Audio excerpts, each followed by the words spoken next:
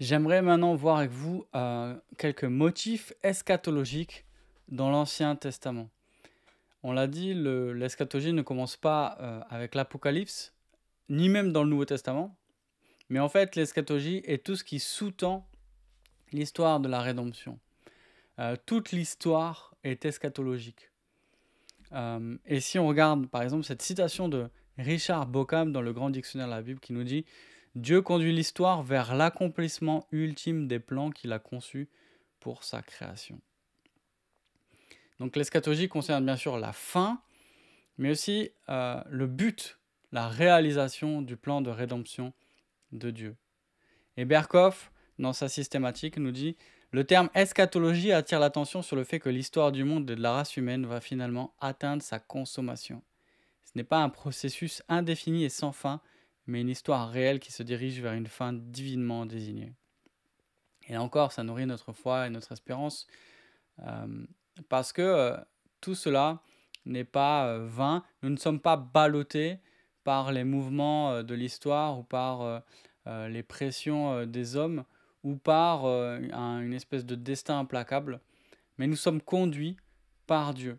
Et cela aussi devrait nous donner du zèle dans notre témoignage. Notre eschatologie devrait nous donner du zèle dans notre témoignage dans la mesure où eh bien, l'histoire se dirige vers le jugement dernier, là où tous les hommes devront rendre des comptes. Et en attendant, Dieu, dans sa patience, cette patience qui est le aujourd'hui eschatologique, eh ben, Dieu appelle tous les hommes à se tourner vers lui.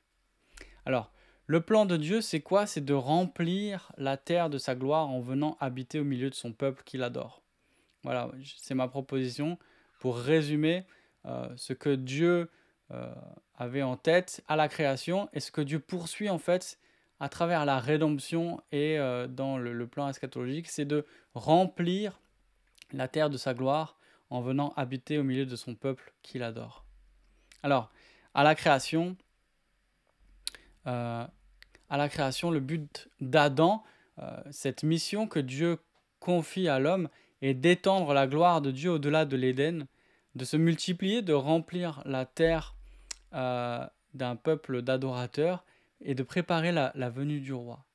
Mais on le voit assez vite, Adam échoue et dès Genèse 3, Dieu met en place un plan pour achever son but. Et quand on parle d'eschatologie, on parle de ce plan justement que Dieu déroule dans l'histoire pour accomplir son but initial, celui d'habiter en gloire sur une terre remplie de ses adorateurs.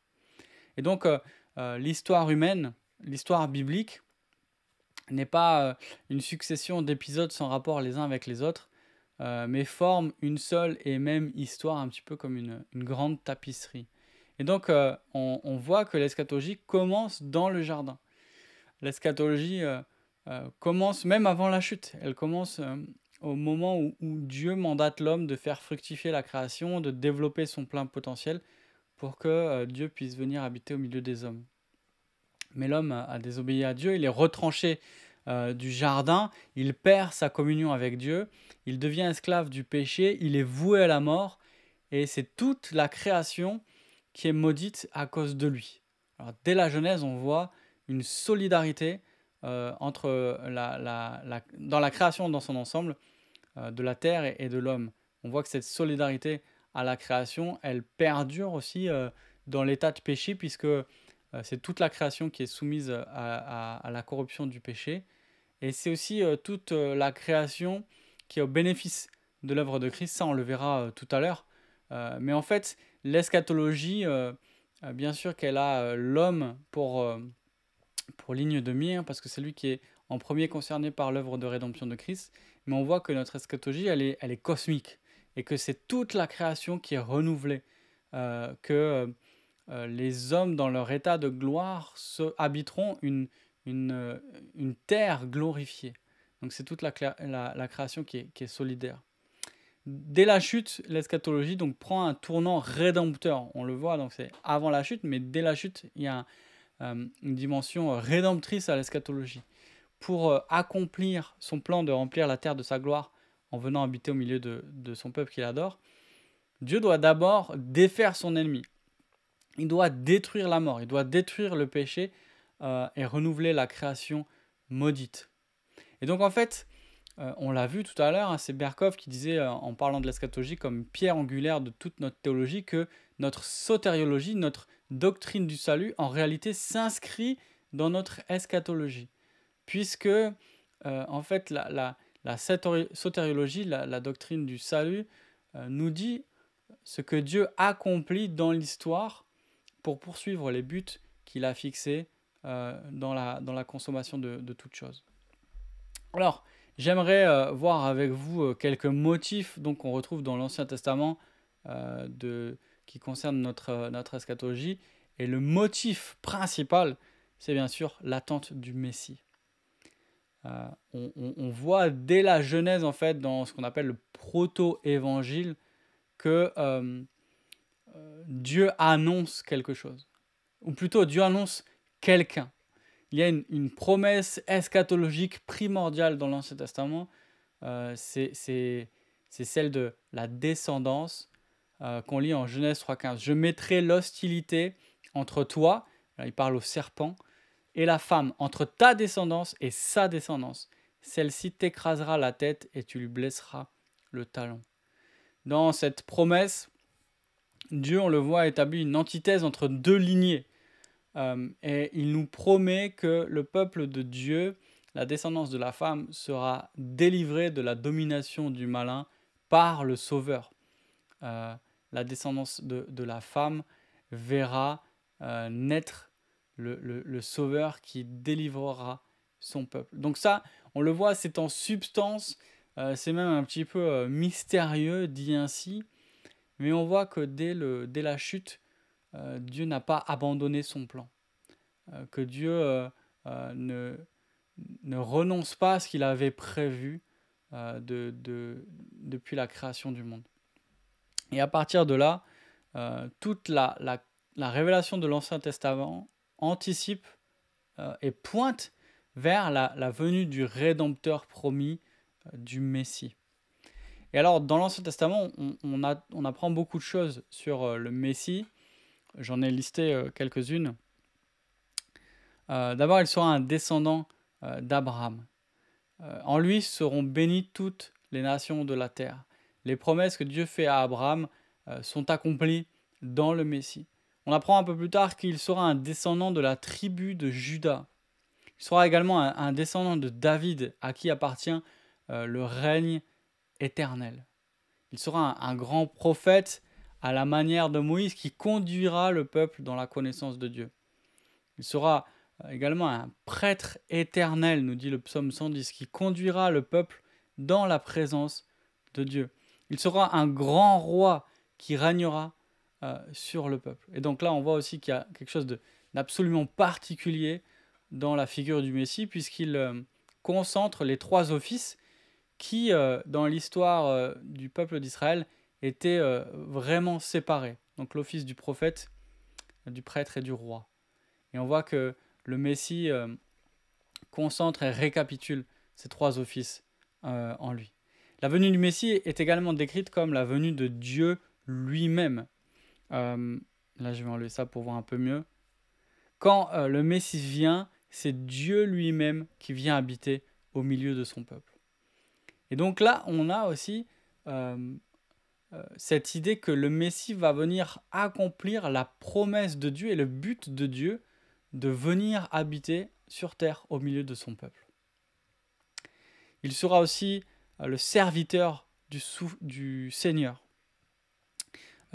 Celui qui souffre, celui qui prend sur lui le péché de son peuple pour en faire l'expiation. Et ça, c'est bien sûr les chants, ce qu'on appelle les chants du serviteur, plusieurs prophéties du livre d'Ésaïe qui nous parlent de manière beaucoup plus détaillée de ce serviteur souffrant qui sont appliqués à Jésus dans le Nouveau Testament, et en particulier on pense à ce passage d'Ésaïe 53 qui est peut-être le plus connu. Enfin, il sera le Fils de l'homme. Alors quand on parle du Fils de l'homme, c'est un peu mystérieux. En fait, c'est une citation du prophète Daniel. Et le Fils de l'homme est celui dont le règne est universel et éternel. Celui à qui Dieu donnera le règne pour établir son royaume et pour détruire tous les ennemis de Dieu. Donc encore une fois, quand on parle du Fils de l'homme, on parle d'une figure royale. Donc, avant tout, le Messie, c'est loin, le Christ, loin de Dieu, le roi promis, mais on voit que quand on parle du Messie, les promesses dépassent celles d'un roi, même si c'est le roi le plus glorieux qu'on peut imaginer. Et donc voilà le cœur de l'attente eschatologique de l'Ancien Testament. On a dans la personne du Messie, Dieu lui-même qui vient sur terre pour délivrer son peuple de ses ennemis, pour réaliser ses promesses de bénédiction pour son peuple et pour le délivrer du péché.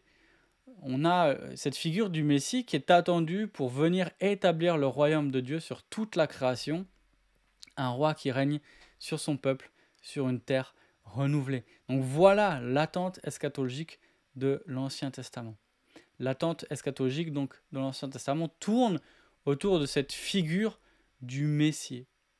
Et c'est pour ça, là, on comprend mieux, en fait, quand on retrace un petit peu les différentes lignes qui traversent l'Ancien Testament et tout ce qui est dit à propos du Messie, on comprend mieux aussi les attentes des Juifs concernant le Messie, mais aussi le choc que cela a pu être pour beaucoup de voir que Jésus se prétendait le Messie.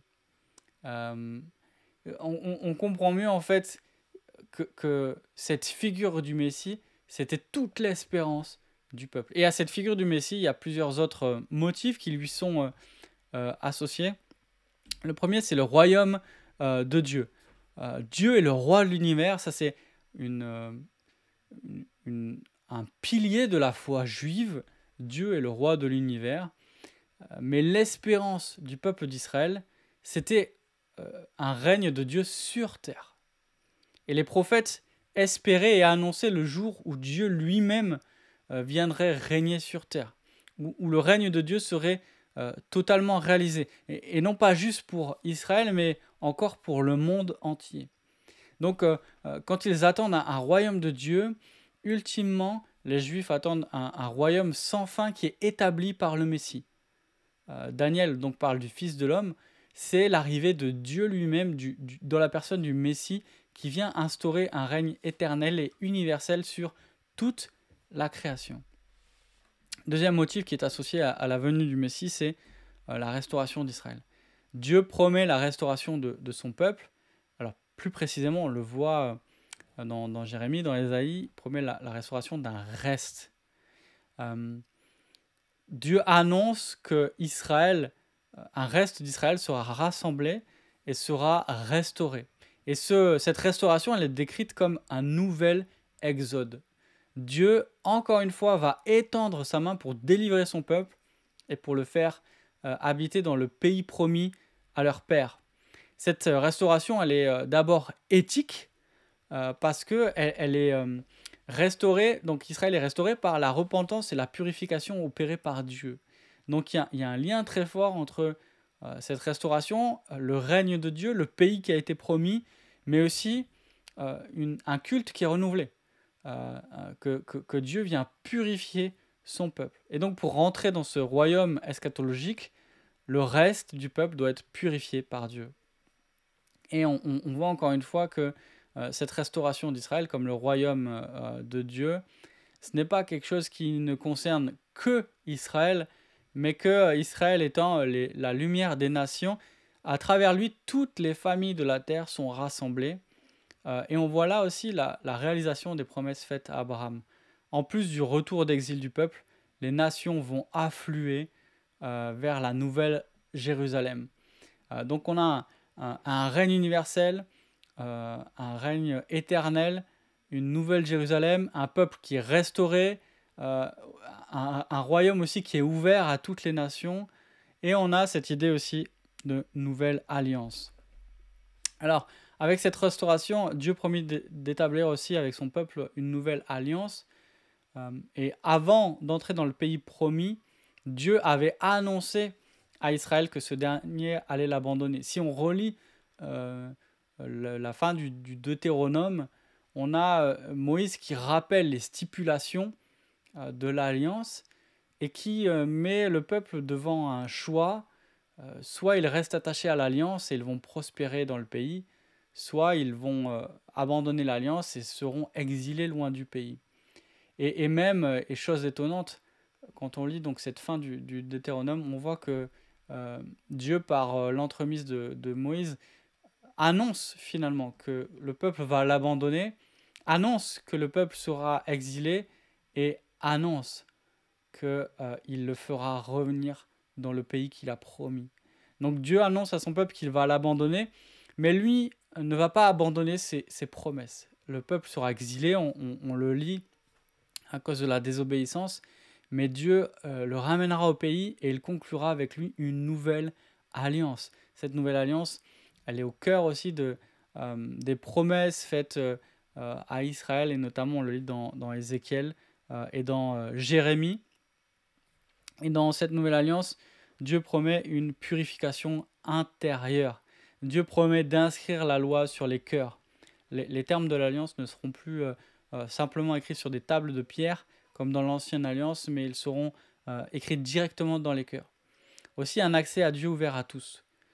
Tous ceux qui feront partie de cette alliance nouvelle connaîtront Dieu personnellement. Il n'y aura plus besoin d'intermédiaire. Chacun pourra avoir une relation directe avec Dieu, du plus petit jusqu'au plus grand. La communion sera restaurée.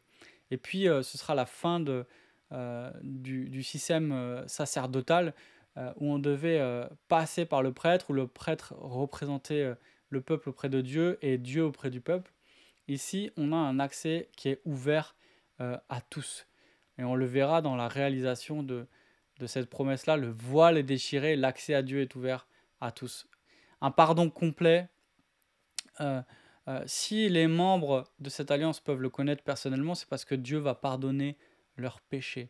Et encore une fois, on a le besoin d'un renouvellement, d'une purification pour restaurer la communion. Dieu va régler le problème qui les empêche, qui empêche le peuple d'être en relation avec lui. Et ce pardon-là sera synonyme de réconciliation. Et cette restauration, cette alliance nouvelle est associée à un autre motif qu'on verra tout à l'heure, qui est l'envoi de l'Esprit de Dieu. C'est lui qui va opérer toutes ces choses. Autre motif, et pas des moindres, le jour du Seigneur. C'est un motif qui revient souvent chez les prophètes, le jour du Seigneur. C'est le jour où, alors si on devait résumer, on pourrait le dire ainsi, où Dieu viendra pour juger ses ennemis et délivrer son peuple. Le jour du Seigneur, c'est le jour où Dieu viendra pour juger ses ennemis et délivrer son peuple. Et l'expression jour du Seigneur, alors dans l'Ancien Testament, chez les prophètes, c'est le jour de l'Éternel, le jour de Yahweh. C'est souvent employé pour désigner un événement historique. C'est-à-dire un événement qui est en train ou qui va se produire dans l'histoire. Mais comme tous les jugements historiques, ces événements, ces petits jours du Seigneur, entre guillemets, ont une valeur typologique. Et ils annoncent et ils pointent tous vers le grand jour du Seigneur qui viendra à la fin des temps. Et là, les prophètes nous dépeignent un peu ce jour qui sera un jour terrible, un jour de détresse et d'angoisse, un jour où Dieu manifestera sa colère en exterminant les pécheurs. Un jour où seuls ceux qui auront invoqué le nom de l'Éternel seront sauvés. Ça, c'est Joël qui nous en parle et qui est cité aussi par Pierre lors de la Pentecôte. Un jour qui est décrit comme une décréation. Qu'est-ce que ça veut dire? C'est-à-dire que ici, les prophètes emploient un vocabulaire qui est lié à la création, mais comme une création qui est déconstruite. Ésaïe nous dit que les étoiles des cieux et leurs constellations ne feront plus briller leur lumière, le soleil s'obscurcira dès son lever et la lune ne fera plus luire sa lumière. Donc on a l'impression qu'il y a une décréation et que l'univers tout entier est retourné. On a enfin cette idée que le jour du Seigneur sera un jour de justice qui annonce la guérison et la joie du peuple. Donc c'est à la fois un jour redoutable, parce que Dieu vient juger ses ennemis, mais aussi un Dieu merveilleux parce que Dieu vient délivrer son peuple. Et le dernier motif que je voudrais aborder avec vous, c'est ce motif de la nouvelle création. Et en réalité, euh, la nouvelle création, c'est déjà une espérance eschatologique de l'Ancien Testament.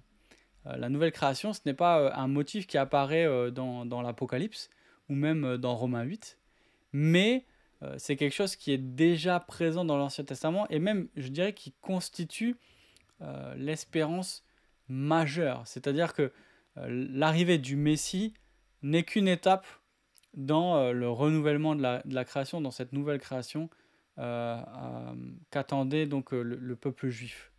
Je vous lis ce que nous dit Vénéma, mais avant on a cette citation d'Ésaïe 65, 17, car je crée de nouveaux cieux et une nouvelle terre, on ne se rappellera plus les événements du début, ils ne remonteront plus à la pensée.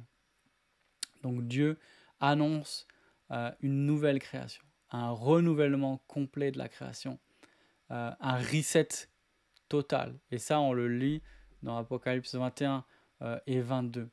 Si on a le langage de la décréation avec le jour du Seigneur, avec le jugement, et ça, on le lit dans l'Ancien Testament, dans les prophètes, mais aussi dans les passages eschatologiques du Nouveau Testament, et en particulier, on va le voir dans Matthieu 24. On le voit aussi dans l'Apocalypse, qui emprunte beaucoup donc, à ce vocabulaire de la décréation. Donc on a un vocabulaire de la décréation avec le jugement, on a un vocabulaire de la recréation, d'une nouvelle création à la fin des temps.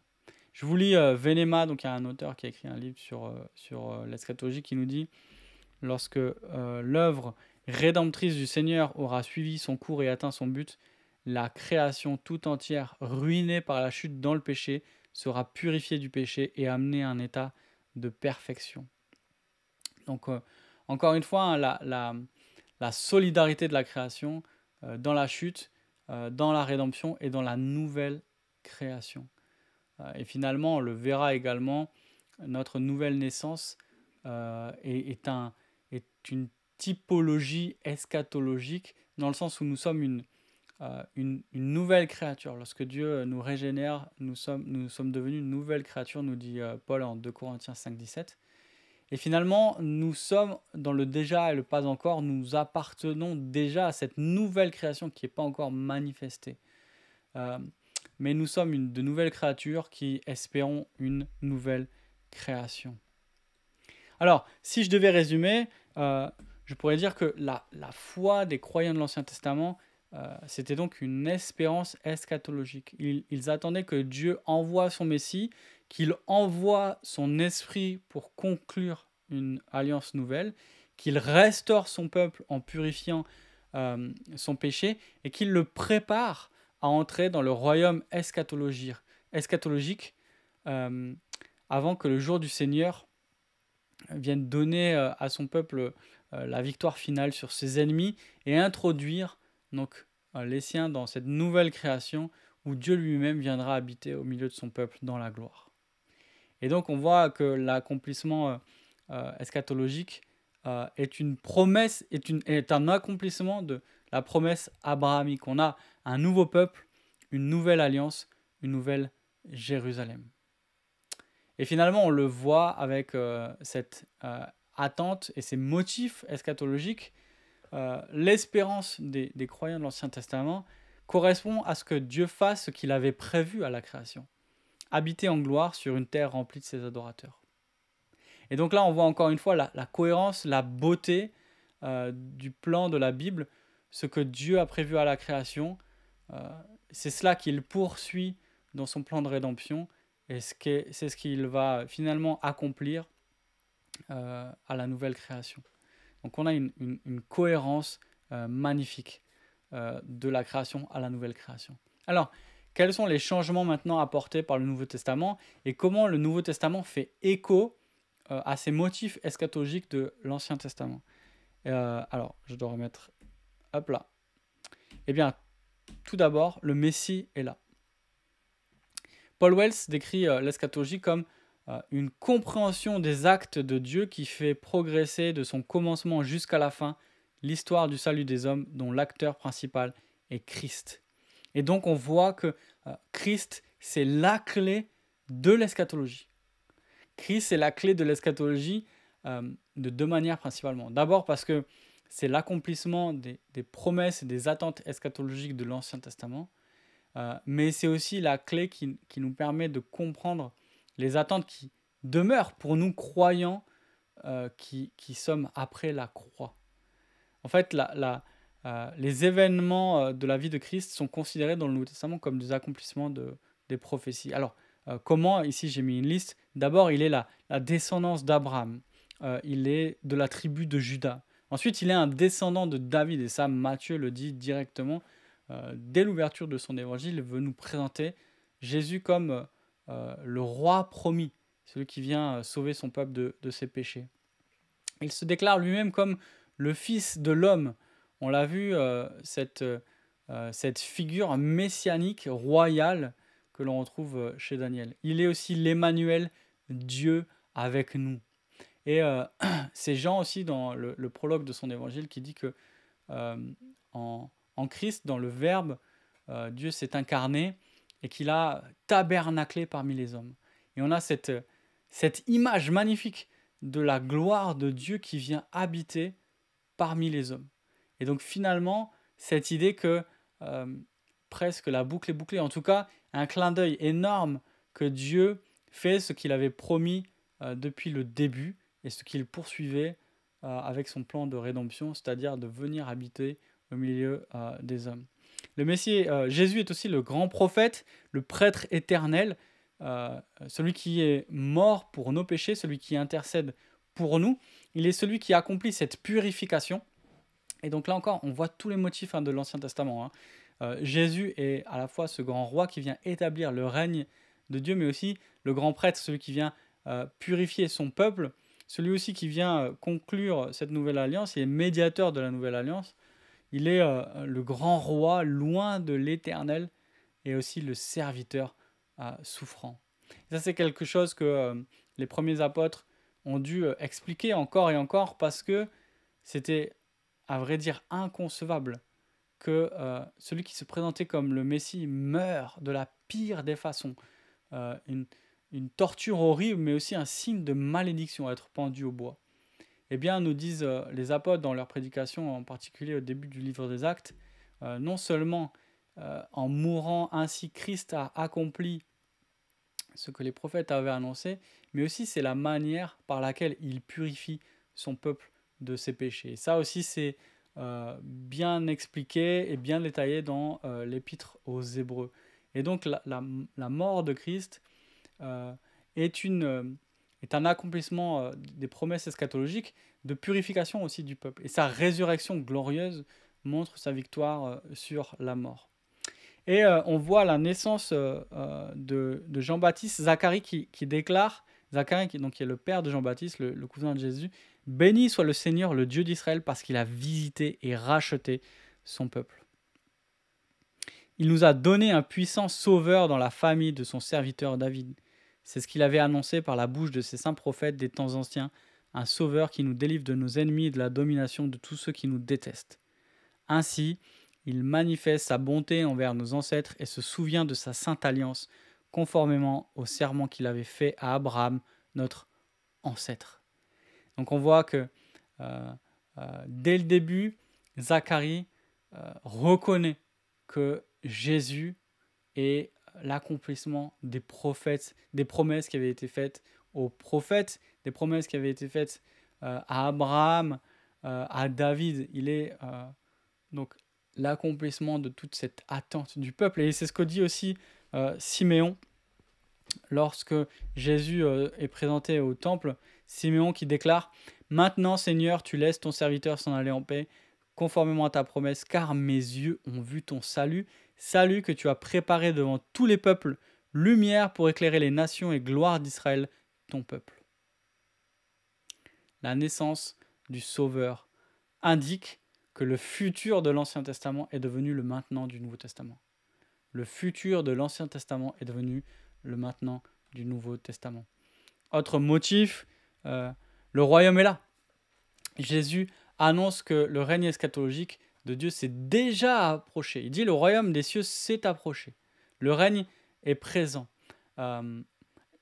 Les miracles de Jésus sont aussi une attestation de son règne et du règne eschatologique qui a commencé. Si c'est par l'Esprit de Dieu que moi je chasse les démons, c'est donc que le règne de Dieu est parvenu jusqu'à vous, nous dit Jésus en Matthieu 28.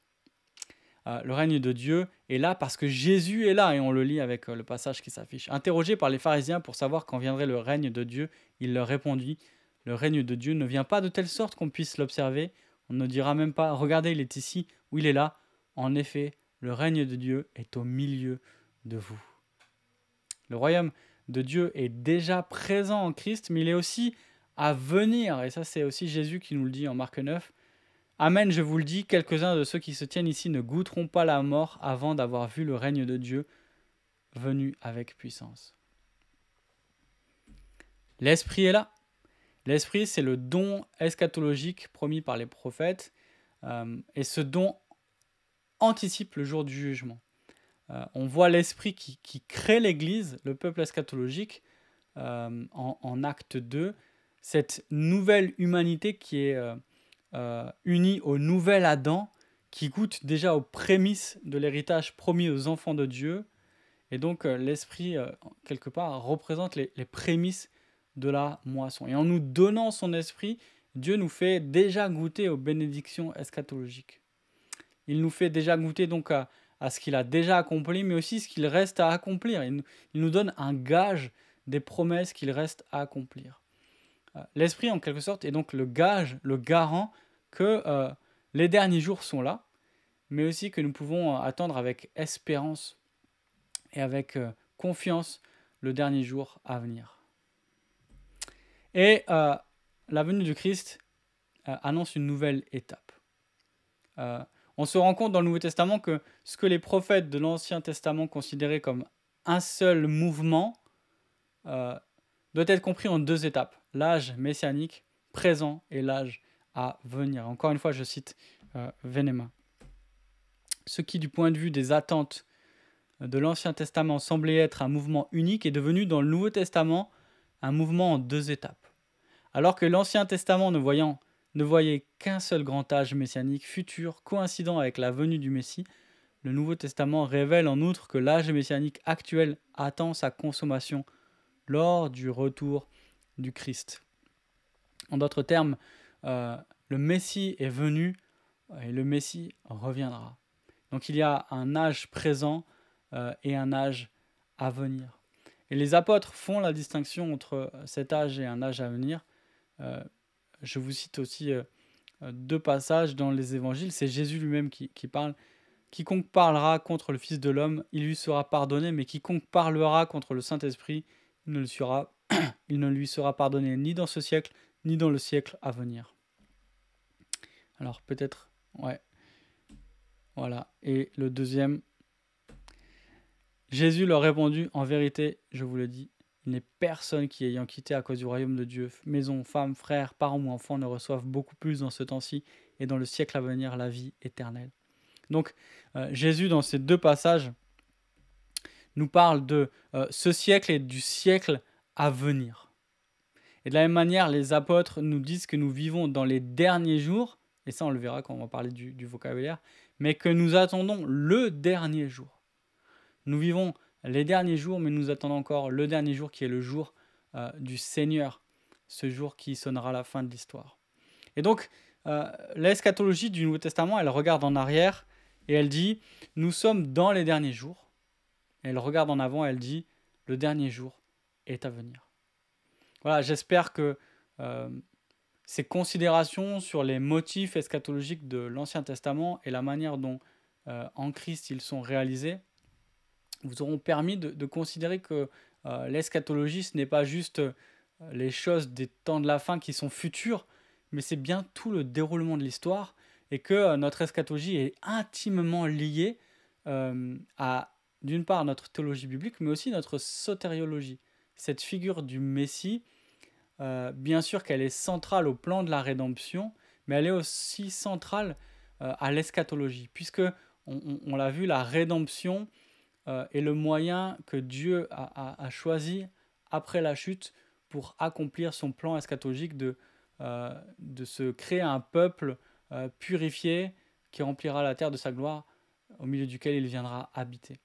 J'espère que cette vidéo-là qui s'éloigne un tout petit peu, parce que c'est vrai que par la suite on va faire de la théologie systématique et puis là on a vu plutôt de la théologie biblique, mais ça nous donne un certain cadre pour comprendre à la fois l'importance mais aussi mieux interpréter le reste de ce qu'on va voir dans ce cours. A tout de suite pour la prochaine vidéo.